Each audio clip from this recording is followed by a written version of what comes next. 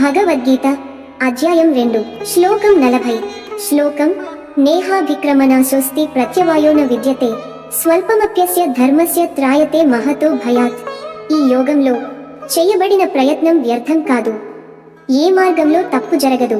ఎంత తక్కువైనా ఈ ధర్మంలో చేయబడిన కృషి మనల్ని మహత్తరమైన భయాల నుండి రక్షిస్తుంది.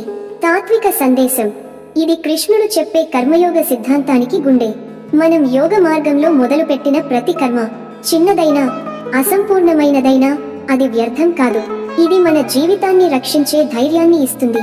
సద్బుద్ధితో ప్రారంభించిన ఒక చిన్న మార్గం కూడా జీవితంలో శాశ్వత మార్పుకు దారి తీస్తుంది.